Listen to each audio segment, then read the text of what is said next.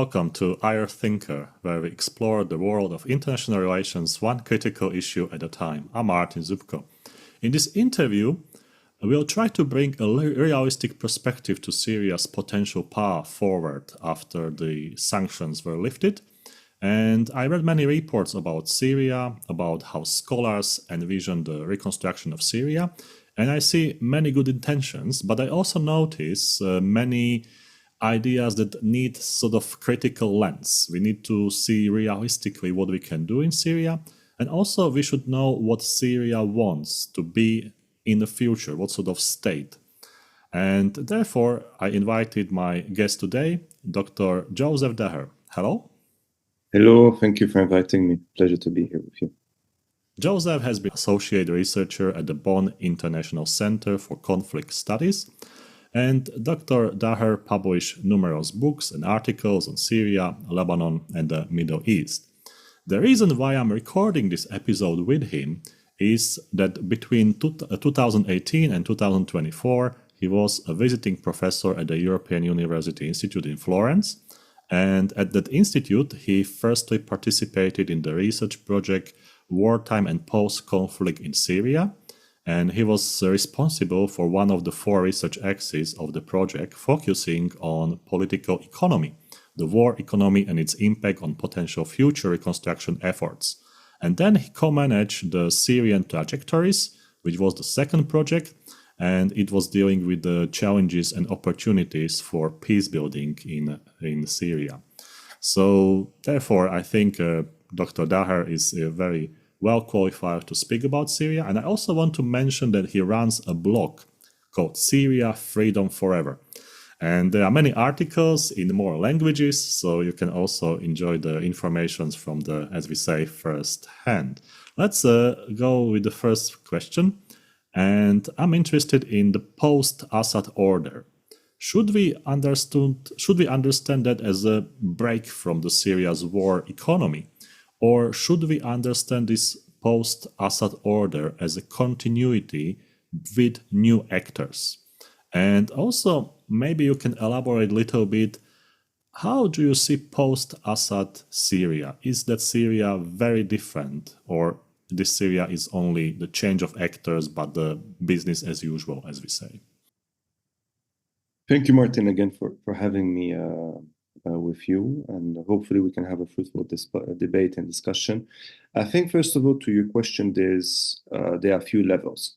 First of all, it's definitely a break in Syria's history, and not only having consequences and impacts within Syria, but for the whole region on many aspects. When we look at Palestine, Lebanon, Jordan, Iraq, Turkey.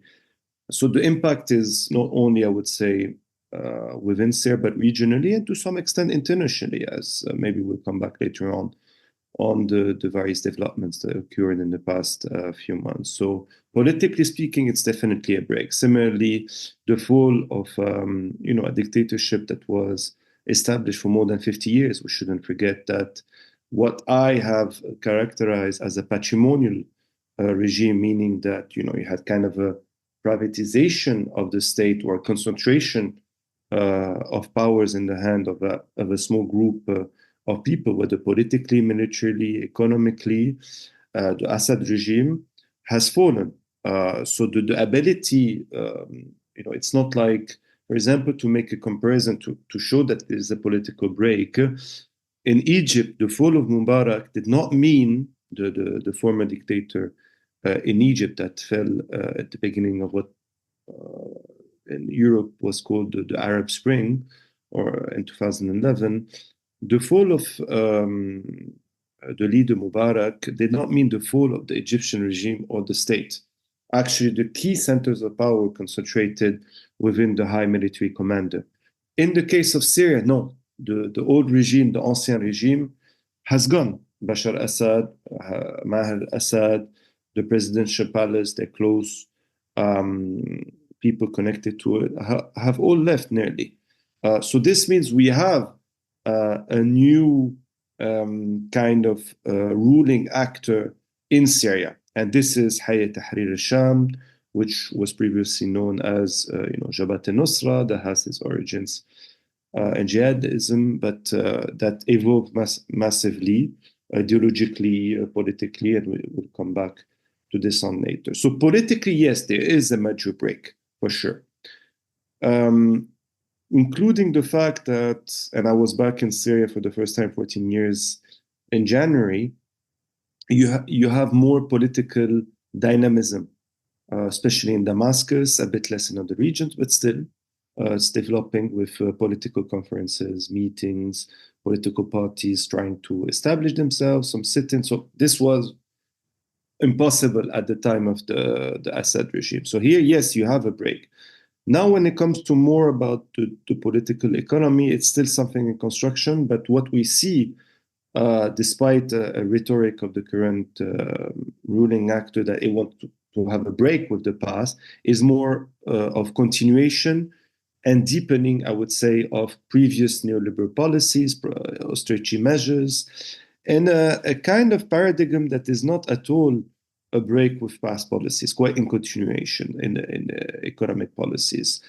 The major difference being that this is a victory, a political victory for this current ruling authority, Hayat Tahrir al-Sham, has been its ability to gain international legitimation, therefore the suspension, or I would say nearly the suspension of the sanctions, Western sanctions, especially US-led sanctions, or lifting them temporarily at least, and the ability to for regional international actors to start working again with the same state and investing, etc. So here, yes, we do have also a break compared to the isolation of the previous regime.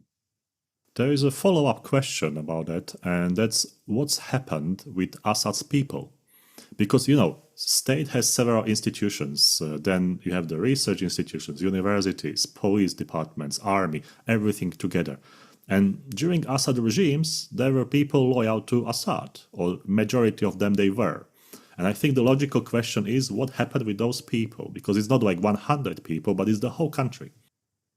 Yes, indeed. But this is also one of the major factors why the regime fell so fast, like House of Cards, is that at the end, it did not benefit from major popular support, even among key social actors, whether on coastal areas or others, higher economic elites, all were fed up with the Assad regime. This is something very clear. And actually, in the fact that Hayat Tahrir al-Sham led military offensive lasted only for 3 weeks, a month maximum, with only, in terms of, when you think about it, overthrowing a regime, only 300 soldiers were lost on their side. Doesn't mean it's a lot. So, and the fact that also it was very much dependent on Russia and Iran and Hezbollah shows you the kind of lack of popular base support it had. This said, indeed, what happened with the people closest to the Assad regime, the supporter, and I think there are major differences. When it comes to the presidential palace, what we call the core of the centers of power, Bashar al-Assad, Maher al-Assad, his brother that was in charge of the 4th Brigade, his wife, Asma al-Assad, also very much involved, not only in charity networks, but also economic networks, like through a partnership with Yasser Ibrahim and other major businessmen. They all left the country, these major actors, but not all. If we look at, for example, Mohammed Hamsho, that has been a key business ally of the Syrian regime, the Assad regime, and even of Maher al-Assad, who was MP in parliament, etc. He stayed in Damascus, and actually he made a form of reconciliation with the new Hayat Tahrir al-Sham and a couple of businessmen as well. When it comes to the 4th Brigade, it just disappeared. The high military commanders, the army was completely dissolved, the security services as well. And this maybe we'll come back to this later on. This is why I believe that Hayat Tahrir al-Sham, the current ruling authorities, are building a new regime that is far from being democratic, but rather authoritarian, has built a new army, mostly rooted in its own armed force, as well as of the Syrian National Army, which has been acting as a Turkish proxy for years, well known for committing numerous violations of human rights, especially against Kurdish population, but not only. You have also, we just known yesterday, but it was already new, and the inclusion of various jihadist foreign fighters. So you have a new army that is being established, that is quite exclusive as well. Also in the security services, you have a new head, new kind of, institutional security services that is being established completely. So for a vast majority of them, the core center of the Assad regime left, as I was telling you. But some of its, I would say, and also high military commanders for a large majority, except few exceptions, few personalities were able to do some forms of reconciliation from militias, and others have left the country now, are outside or are still hiding in some areas. When it comes to businessmen, some have been able to reach some forms of reconciliation or deal with the current authorities. And when it comes to the high administration, again, you have different cases of some that were able to reconcile, but for a vast majority of them are not finding any position today. What about the economy as the layer of the country? For instance, institutions like central bank establish a business in Syria. Those basic things, because people think sanctions were lifted, but then how to connect to Syria? So politically, you already explained, but let's speak a little bit about economy. What sort of stage is now Syria in? And what do you consider as major points to mention about Syria's economy? No, so Syria's economy has suffered major destructions for the past 14 years, especially. Just to give you a few numbers, the GDP of Syria in 2010 was over 60 billion. Now it is at best between 15 to 20 billions. So a third of the economy of 2010. Levels of reconstruction, meaning also what has been lost, is estimated to 250 billion USD to 400 billion USD. Major infrastructures of the country, especially electricity, transport networks, everything related to wash, so water distribution, have been, damaged severely or destroyed. The productive sectors of the economy, manufacturing industry, agriculture, has also suffered massively from, destruction, wars, but also the policies that were implemented by the former regime, the Assad regime, mostly austerity measures, cutting subsidies, cutting assistance, financial assistance on key products when it came to agriculture, which the current government wants to continue. For example, to give you some numbers, the level of total export in Syria 2010 was around 12 billion. Today, it's not more than a billion of export. And you have a trade balance that is very much deficit, negative, around 3 to 4 billion, because Syria is mostly importing. Syria's population is estimated 90% is living under the poverty line. Also, purchasing power is very low. The current minimum salary is between $25 to $30, while minimum average cost of life for a family of 5 in Damascus is around more than $600. Most of the Syrian population is living because of the remittances sent by the Syrian diaspora refugees outside of the country. It has increased massively. Prior to the uprising in 2011, it was estimated at 1.5, 1.6 billion per year. Now we're talking around 3 to 8 billion USD. So most of the Syrian are living because of the remittances, which allow them to pay for their rent, for the basic food commodities, school issues, health issues, etc. So we have really a destruction of the Syrian economy that was reinforced by the isolation caused by the sanctions that while not being the key issue impoverishing the Syrian population, contributed to it. The financial sector also was very isolated. It was very hard to import a number of commodities, particular products. Similarly, we saw that directly in the days after and the following weeks since then, since mid-May, following the announcement of the lifting of sanctions and the process that had been started, numerous kind of memorandum of understanding with private companies, especially with the Gulf for Turkey, regarding electricity or regarding the ports, Dubai port for Tartus, CGM renewing its contract with Latakia. So we see that it facilitates many things, but there are still structural problems that I mentioned before. For example, when it comes to the productive sectors of the economy, for manufacturing, it's very hard to compete with foreign product today. And the current government is favoring kind of trade commercial dynamic. For example, for liberalizing trade, especially with Turkey, we've seen an increase of Turkish product, and both agriculture and manufacturing are suffering because they cannot compete with the competitivity of Turkish product, which is a major problem. If you want to witness an economic recovery in Syria, you need a recovery of the productive sectors of the economy that have the highest multiplier effect in the economy. And this is why I say often there's more continuation rather than a rupture when it comes to economic policies. Similarly, if we look at subsidies, the current government cut subsidies on bread, which is a basic food commodity for the vast majority of the population.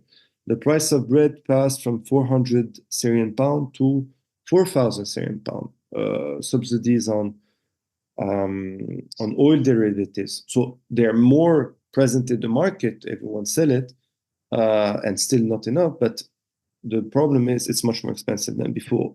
They announced, which is not sure when it comes to also subsidies on particular product for agricultural production, they want also to cut subsidies. So this is a continuation of austerity measures which have great impact on Syrian population, especially as I was telling you, 90% of the population living under the poverty line. All the structural problems is regarding the lack of skilled worker. I mean, if salaries remain the same, even though they announced a potential increase of 400%, meaning that the salaries, the minimum salary on the state public employee would be increased to $80, $100, is still not enough. And a vast majority of Syrians outside of the country also, especially for the ones in Europe, they often say, with my salary in Europe, I'm helping my family inside. I'm helping 10 people. So why would I go back? And what are the potential opportunities? So there are major structural challenges to see a true economic recovery. Also, as I was mentioning, the economic policies of the current government, wanting to implement more neoliberal policies, more stretching measures, privatization of sectors of the economy will definitely have harsh impact on the vast majority of the population. They will benefit a small sector, which is a business elite, whether from within Syria or outside of Syria, not only Syrians. But this, for me, is a plan for failure. And if we understand economic recovery benefiting the far majority of the Syrian population. And just to say one last thing on this is that we've seen in post-conflict situation, these kind of policies, rather to tackle the core structural problems in a particular economy, deepening it. The case of Lebanon, that after the post-conflict, the Lebanese civil war, we saw the kind of Hariri-led policies in the 90s and beginning of the 2000s, more neoliberal policies, privatization, FDI, but not targeting productive sectors of the economy, led basically to the financial crisis of 2019. The case of post-Iraq 2003, occupation, invasion, similarly. So we have to learn from mistakes of the past, especially in our regional neighboring countries, and seek a reconstruction that is not only about what I call growth without development, because Syria witnessed growth in the 2000s under Bashar al-Assad. And in many ways, we're in a situation, or at least a discourse, that is quite similar to when Bashar al-Assad came to power in 2000. I'm bringing independent technocrats, I'm going to liberalize the economy, welcome foreign investment. And yes, Syria witnessed growth, but we saw an increase in social inequalities, undermining the productive sectors of the economy. And what I believe in my analysis we witness, or at least the announcement, the orientation taken currently by the current ruling authority of HDS is going in the similar direction, which is problematic, I believe so. And do you see any new appointments in the government, or maybe one level below? For instance, some technocrats, some people from abroad, maybe some people who want to lift those restrictions from the past, like for instance Decree 10, which is related to the land and the assets. Syria needs that core restricting mechanisms inside Syria, to prepare the ground, to prepare the environment for growth. Because it's easy to research those countries where only very small circle of people is benefiting from the growth. And we have many examples of that. But Syria, it's many tribes, many regions, it's a diversity as well. So I think this is one of those questions, how to secure that distribution or redistribution of the resources as well. Well, I think that the issue of redistribution of wealth is an international problem today. When you see actually the US, Europe even, we're having a kind of statistics that are worsening the situation than, in the 50s, 60s, when you had a more equalizing kind of trend. So this is an international problem. And definitely this kind of problems are worsened in a post-conflict situation. In the case of Syria, 14 years of war, destruction, and 50 years of dictatorship, in which major repression against social actors, whether it be trade unions, professional association, business association, or political parties from the right to the left. So everything is to reconstruct. What is sure is that the fall of the regime allowed for an opening. As I was telling you, there's been a lot of dynamism, even though there was a kind of a stop, or would say forms of dynamism were undermined massively following the massacres committed by armed groups connected to the central government, or at least the new army, or supportive of it, against the Alawites in the coastal areas in March. And afterwards, several attacks by kind of similar armed groups or others against the Jewish population in Damascus or in Sueda. So we have a situation that while you have an opening, there's also on the other side an attempt by Hayat Tahrir Sham to basically consolidate its own regime. And you were talking about the inclusion of some technocrats or independent actors. And the key issue is obviously the welcoming of any people that are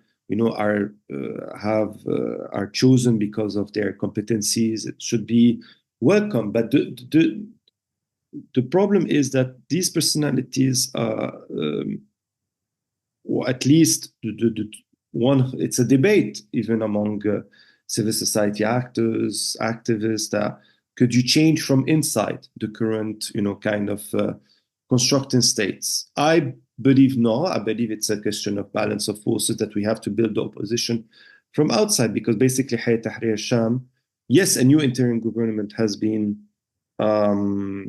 nominated end of March, I believe, beginning of April, with few independent technocrats, but the key ministries have been kept within ministers aligned or affiliated with Hayat Tahrir Sham. Plus, you had parallel institutions that were established, so questioning what is the actual role of the government. So they're concentrating powers within their hand. The brother of Ahmed al-Shara, the new president, new self-proclaimed president, was also nominated a high position at the Secretary of the Presidency. The other brother might potentially play a role when it comes to investment committee, etc. So these are problematic. But more generally, is the concentration of power. As well, I was telling you also in the new kind of declaration constitution that was made, I think that was announced in March or February, you have a concentration of power within the presidency. So, and in February, you had the national dialogue, the so-called national dialogue. That was more of a carnival than real discussion at the end. So, yes, there can be great personalities within the government and some also advisors. But the issue is not about individual personalities. It's how do you create a balance of forces to reach for a more inclusive transition process, democratic one, and then includes other social and political actors. And this is, I believe, through the construction of an opposition, a strong civil society. And when I mean civil society is not limited to NGOs. This is very important in my perspective. Civil society is trade union, professional association, political parties, local associations, feminist organization, etc. And so you have this kind of, I wouldn't say a double identity or double characteristic or duopole, but definitely the fall of the regime opened the space. I believe that this space, Hayat Tahrir al-Sham wants to fill it for itself, to build a new authoritarian regimes. This can be stopped only by building this kind of counterpower to it through the civil society to obtain concession, to obtain a true democratic transition process, which includes also the economic fiber we were mentioning before. Because if there's no kind of a democratic political scene to discuss this kind of questions, including socioeconomic issues, the current government will continue on its path of neoliberal policies, of also, and this is also a continuity compared with the former regime. They have been appointing leaders of the General Federation of Trade Union, Professional Association, instead of encouraging democratic election within these social actors. And this has been done by the Assad regime for decades.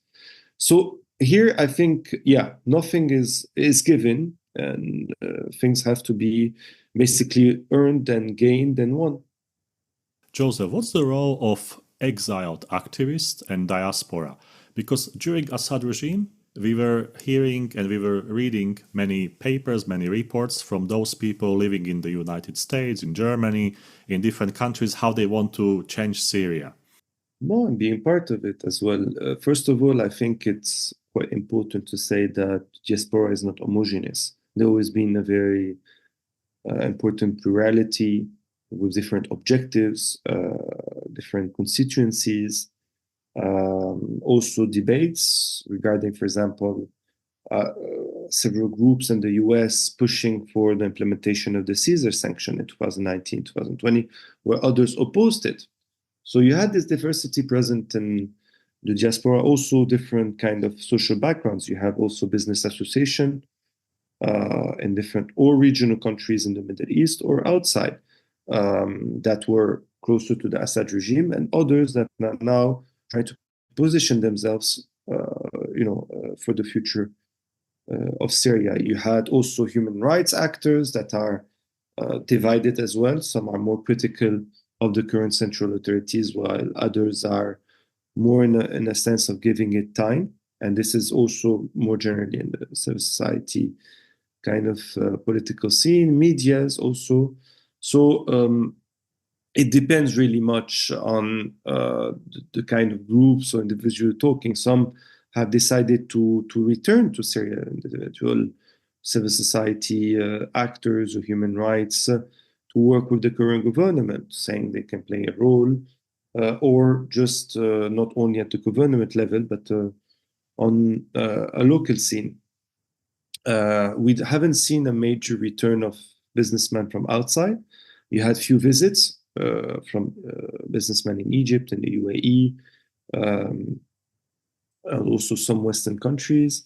So there are different perspectives, to tell you honestly, Martin, really depending on one's background, what are one's objective. And when it comes to media, someone to continue to create a media scene that is to defend democracy, regardless of their position towards the central government, but remain critical, while others will mostly go and basically work with the new media authorities. And again, here we can see some form of reproduction of uncritical kind of a media scene when it comes to the government, basically just supporting the official line of the government, which sometimes can be also understood as propaganda, honestly speaking, the way it's portrayed or etc. So you do have this diversity that is present, which I believe it's totally normal, like representative of the diversity of the same population. Now, a little bit sensitive question, but I think we must answer that as well. And that's the role of religion. Some people, they see and compare, for instance, Afghanistan with some post-conflict countries. And they're asking, is Syria going to align more to Sharia law? Or will Syria stay sort of moderate Muslim country? Or how is this? Because I think not many people have that clear understanding how the religion works in Syria. Well, I think it's how to first of all, how to tackle your question, first of all, because when we speak about religion or religious perspectives or religious feelings in the Middle East and North Africa, generally speaking, we fall into culturalist and essentialist explanation, or Orientalist in a particular kind of academic literature, which is problematic for me. For example, we shouldn't understand, if there's sectarian tensions as something that is essential to the people, that rooted in, the mind of the people. Sunni and Shia don't hate each other because they're born Sunni and Shia, but because sectarianism is basically a reflection of political, socio-economic dynamics. So we should understand religion the same way than anywhere else. The Middle East is not specific for this. For me, this is really important to say this first. Now, this said, I don't believe the Hayat Tahrir Sham, despite the background in international jihadism, first objective is to impose, if you want, an Islamic state. Its first objective is to basically consolidate its own power. And to do this first, it's to seek international legitimacy and support to its rule, which honestly it's doing quite successfully when you see the way the US, the European is dealing with it. And just as, and this is not separated also from the economic policies or the kind of policy, I'll come back to the sectarian, the normalization with Israel. You can see that despite their kind of jihadist background, they're seeking normalization with Israel, or at least to find a kind of entente, understanding with Israel, to have no kind of confrontation, but to root its new axis, if you want, in alliance with the West, especially the US, and Gulf monarchies and Turkey. So we can see that the key motivations for Hayat Tahrir Sham and its president, Ahmed al-Shari, is not religion. It's actually political realism, like any kind of politicians throughout if you want, the world.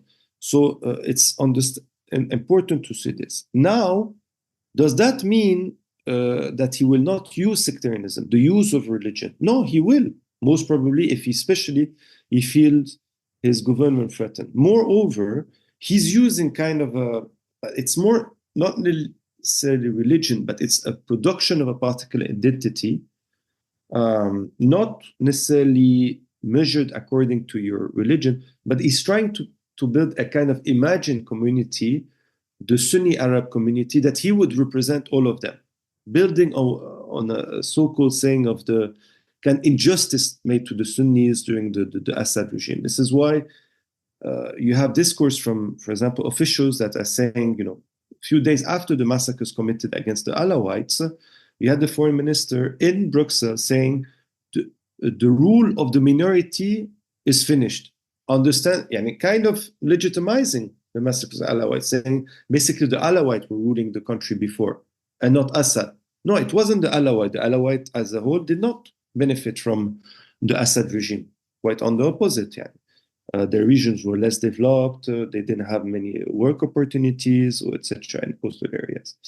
And here we can see that, yes, there's a use of, if you want, sectarianism. As other political parties in the Middle East, they use sectarianism to consolidate a popular base and create division among the wider population. And here, yes, clearly, there's this policy that is being used to consolidate its power, Hayat Tahrir al-Sham, against domestic and external challenges. So here we need to be careful, but I don't think we should see religion as being the main dynamics. No, the main dynamic are political and socio-economic. And as I was trying to explain to you, the main motivation of this government is not to establish an Islamic State for the moment, is to consolidate its power. And this is very much, you can see, to be understood in key kind of material dynamics, materialistic dynamics, political dynamics, economic dynamics, and not religion. We describe it to Syria and how it is at the moment. So let's now simulate that we want to invest, we want to have some sources of income in Syria. So based on your research and your experience on Syria, what do you consider as main possible incomes for Syria? Because this is what Syria really needs to attract the capital, to have money, and to run the economy, to the circulation of the money. As we say, money creates money. So what do you think is or might be potential path for that?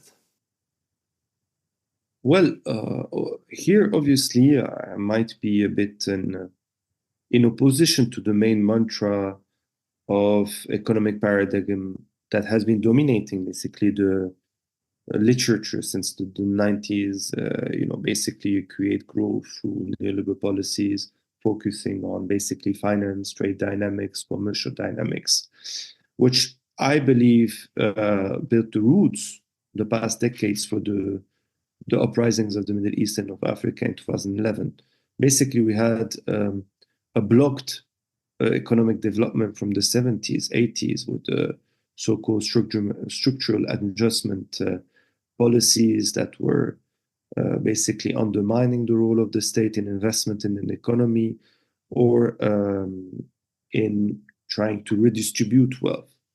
So here, how to create income, how to create revenues, and I think there are different levels to discuss about this. First of all, it's definitely there's a fiscal aspect of it. We need a more progressive tax reform. We need to check that that the people, the businessman, the high businessman that were not paying their taxes, see sanctions against them that basically were putting the money outside of the country. But more generally, progressive tax reform. We forget that after the Second World War, in many of the European countries, progressive taxes could go until 90% in Britain, France, in the post-war war. So I think these are a comparison that should be made, especially in a country that suffered so much war. A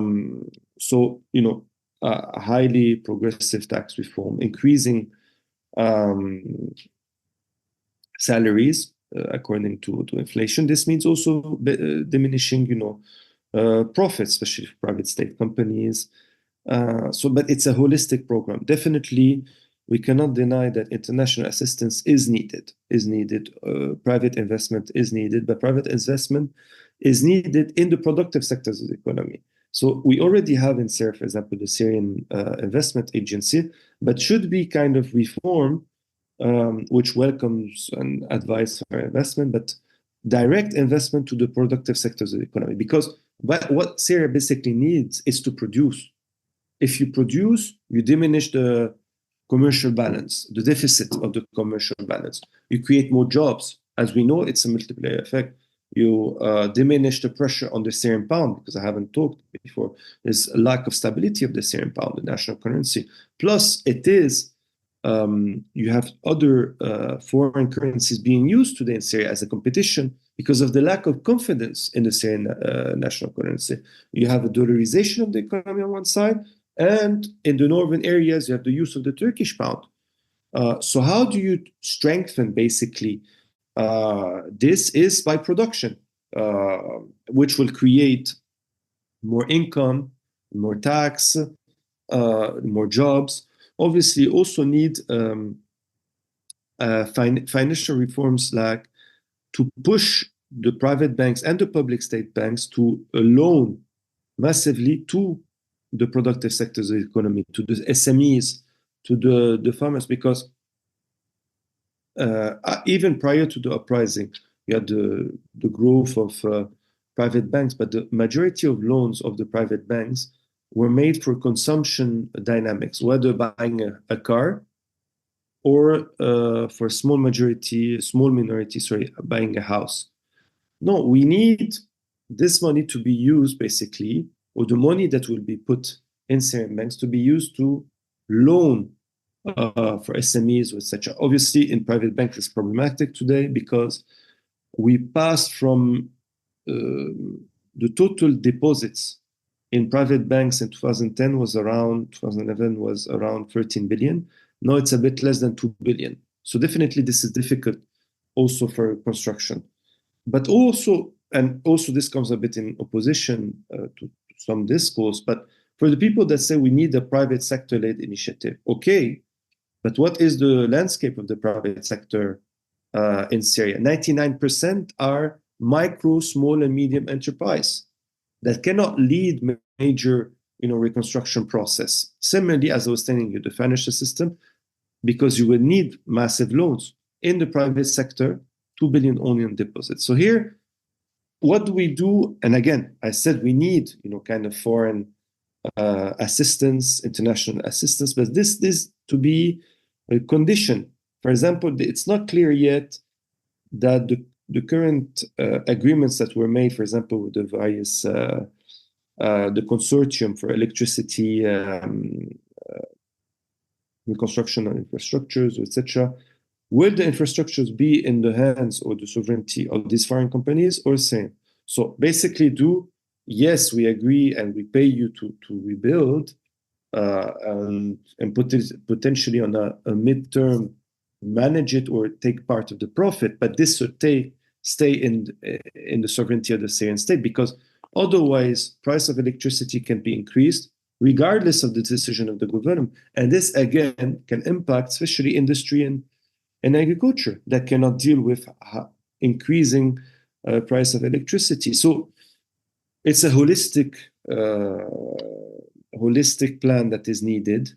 International assistance is absolutely needed, and we need different levels. Fiscal reforms, economic orientation, basically reforms, financial reforms, to allow for the basic of an economic recovery. Do you see the difference in approaching Syria based on the companies that are owned by Western owners and by the Gulf states, for instance, as you mentioned, Turkey, Egypt? So I'm thinking, will there be more solidarity from those countries in the Gulf, or it will be the same profit-driven ambition? Well, I think I wouldn't say solidarity for solidarity with the same population, but I think there's both a willingness, especially by Turkish actors and Gulf monarchies, to benefit from the reconstruction. So profit-driven kind of interest, but also to consolidate their geopolitical influence within Syria.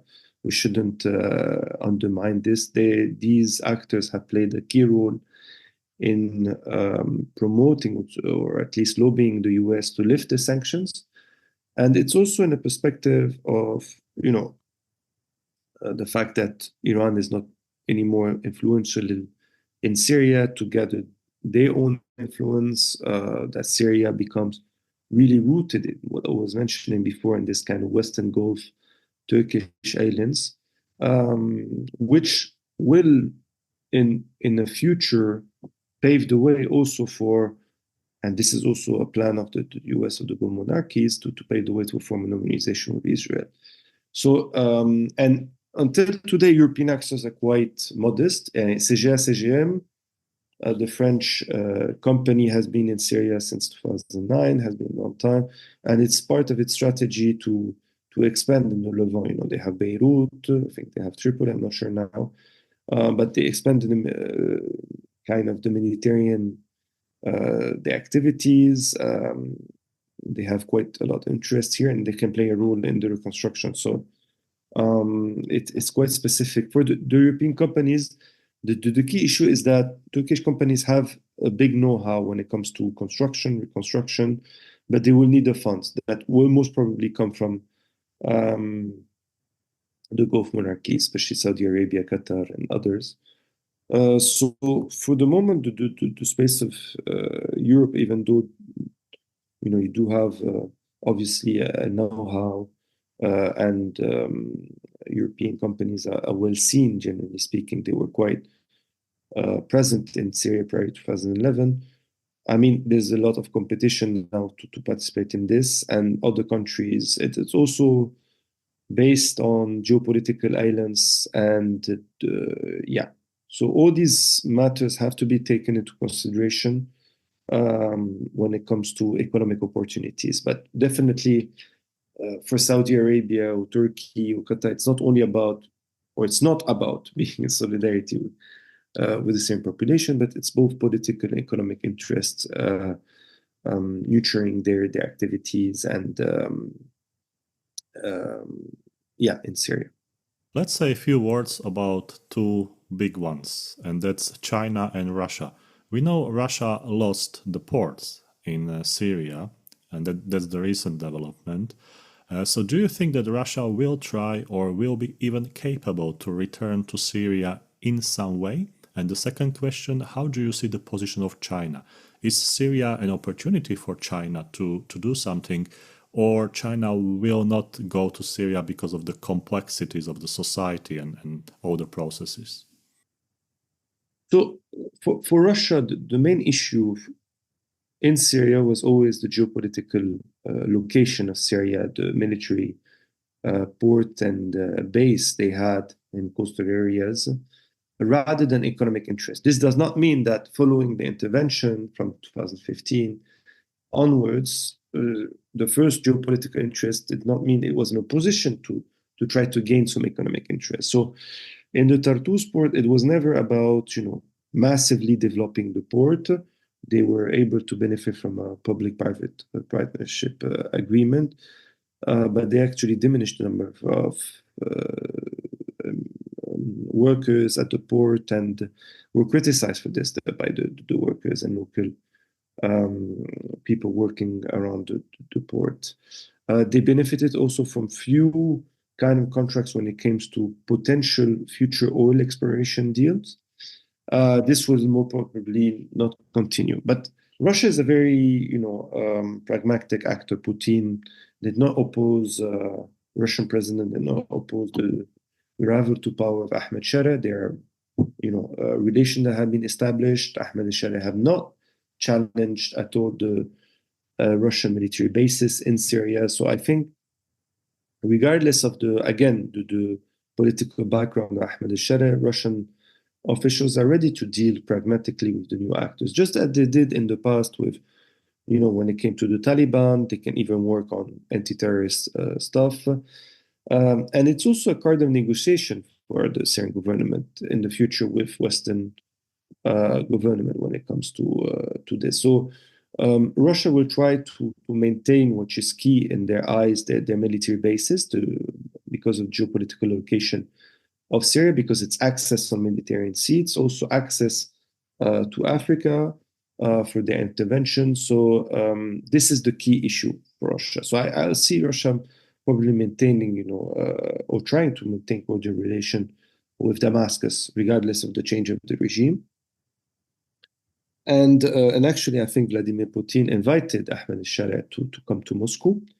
I don't know if he already answered to this call.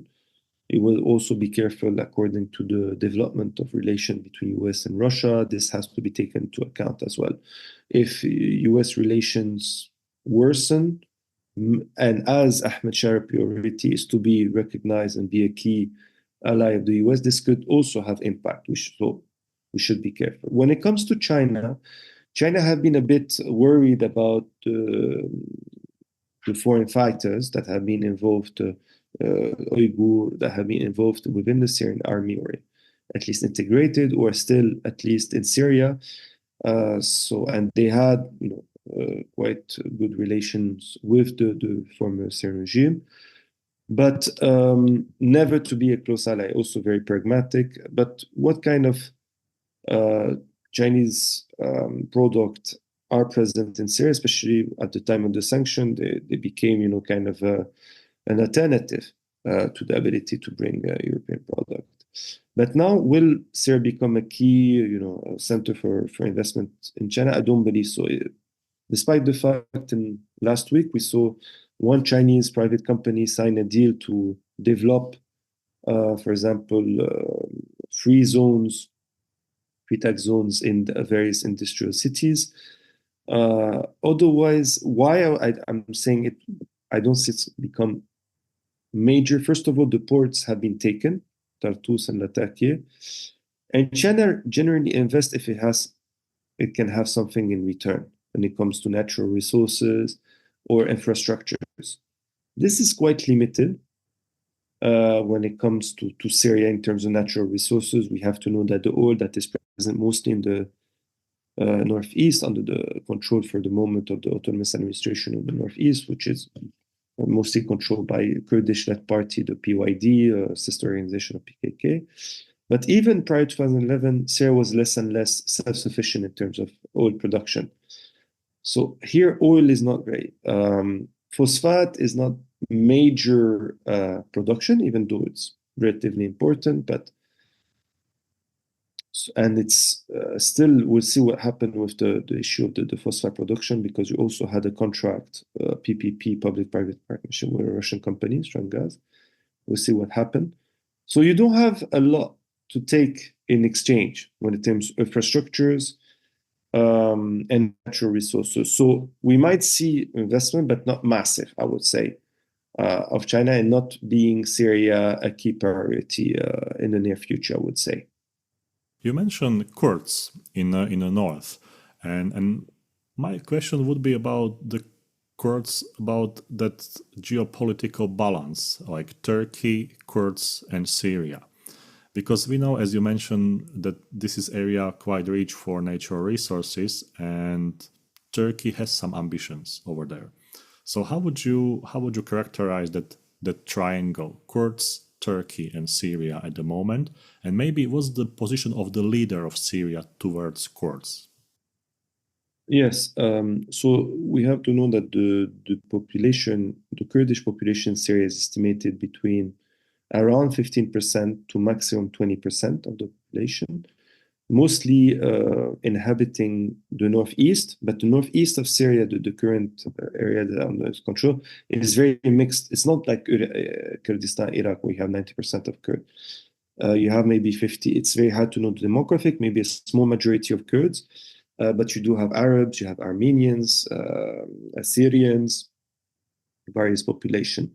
And half of the Kurdish population actually live outside the northeast, in Aleppo, in Damascus, and other areas.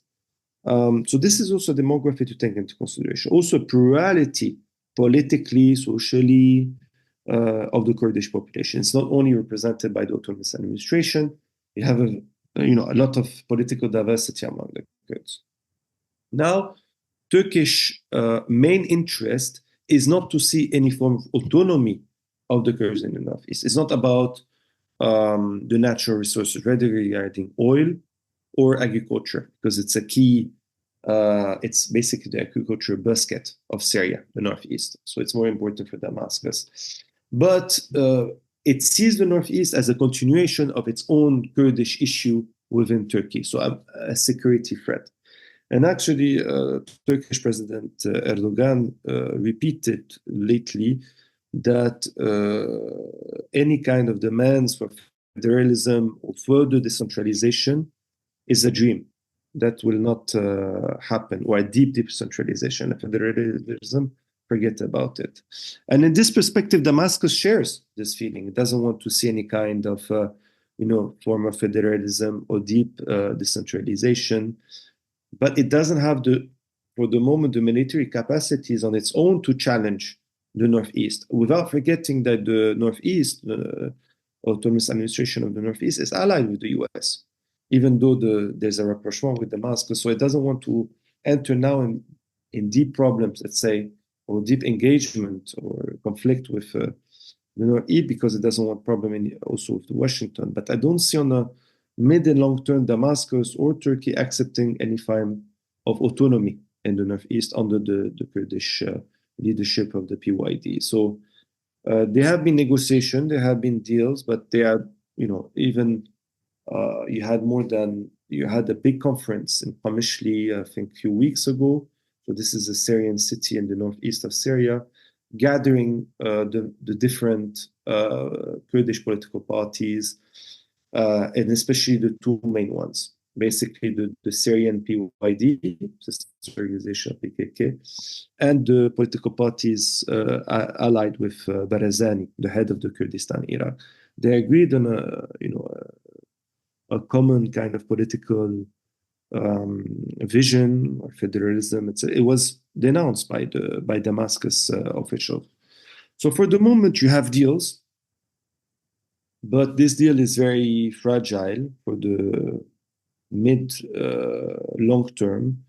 And actually here again we see continuity. Damascus is more in a perspective of building a central authoritarian authority, not letting any kind of decentralization. So this is where, and obviously I believe that one of the way to democratize the future Syrian state and society is also acknowledging the Kurdish issue in Syria that has been denied, suffered from major oppression since the establishment of the Syrian modern state, forms of, I would say, of racism, colonization as well, from Arab nationalism. So by supporting the self-determination of the Kurdish people, which does not mean separation because they don't want it, but it's also allowing for the democratization of the Syrian state, which I think also is a key issue in Turkey as well, to make comparisons. So, and here I think a larger democratic coalition, and not a coalition rooted in kind of alliance of minorities, but really a democratic coalition gathering Kurds, but also various democratic parties, could be interesting to figure a new Syria, not based on, an exclusive ethnic / Arab identity or only Islam, but a Syrian for all. The last question for today's interview, Joseph. We know that each post-conflict country needs international presence. Where can you see, let's say, 3 main points where Syria can strengthen its international presence, maybe some steps they should do so the international community is better informed about Syria, and there is also maybe some new instruments for reconstructions? I think it's a two-way answer, meaning it's both the answers in Damascus, but also I would say, and speaking because I'm based in Europe, of what those Western and European US countries want. Do they want to repeat the mistakes of the past by saying just we want stability regardless of the nature of the regime, or we want to build real stability on the long term, and this goes through guaranteeing a democratic transition, taking into consideration socio-economic perspective, etc. Because for the moment, it's mostly about, I believe so, especially from Europe and the US, but also regional countries, definitely the Gulf monarchies and Turkey. It's not about any kind of democratic transition process. It's about guaranteeing that the chaos of Syria stays within Syria, that there's a control of the kind of what are designed as characterized as terrorist organizations, such as the so-called Islamic State, and for Europe, the control regarding the migration issue. No more Syrian come to Europe, etc. And for the US as well, normalization with Israel. And actually, in this perspective, the same population is not taken into consideration, but only the leadership. And I think this is problematic And therefore, there should be a continuation of international humanitarian assistance, but also of international development aid to witness a real economic recovery, support of civil society actors, but again, not limited to NGOs. Coordination, collaboration, transfer of technologies could be thought, because we are also in a phase of climate crisis, deep climate crisis. Syria has witnessed one of the most important drought in the past decades, and we know it's an international phenomenon. So to improve agricultural kind of technique, you need a transfer of technology that could go through international organization, forms of collaboration, etc. Also to fight against pollution, migration, etc. Here, forms of solidarity could be put. Now, within Syria, we have to acknowledge the fact that the new ruling authorities have been very successful in gaining international legitimacy in a quite fast path, but this has gone through total neglect of a democratic transition process, as I explained throughout, and quite on the opposite, consolidation of its own authority, power, influence on state institutions, army, security services, imposing also its economic orientation that will benefit, business networks that are affiliated or are going to be affiliated with the central government or close to it, neglecting the vast majority of the Syrian population. And here, I think there are major progress to do it. But again, I don't think this will happen without the building of a counter-hegemony or kind of a strong civil society actor, allowing to gain concessions to the central government, to push it to do this. Throughout the war, we never saw, central government basically concede things without, a kind of strong civil society, a strong opposition to it. So this should be taken into account. I believe it's a two-way kind of answers, two-way solutions, that obviously part of the solution is definitely in Damascus, but how we view as well this region, which we cannot only be satisfied by, continuous authority and stability, because these are the roots for future kind of instability, conflict, social unrest, etc. Joseph, many thanks for your insightful thoughts and sharing your research with us. I think Syria will be one of the main objects of research in the future, because also, even if you have a private company and that company wants to invest in Syria, the company needs some intel, how to do it, who to contact to, where to go, what sort of investment is needed, and what's the return. Because all the companies are driven by profit. We must admit that, and we must be realistic in assessing the investment and reconstruction of Syria. I think we also should be very careful about the research, because there are many elements, many layers of Syria. And as I say, I always say, let's do that holistic approach so we understand the Syria much better, but not only Syria, but other countries as well, instead of being very particular about Damascus or particular city, because there are people living outside and inside. So this is what we should really consider. Anyway, Joseph, thanks again for being on IR Thinker, and I wish you all the best to your research and publications. Thank you, Martin.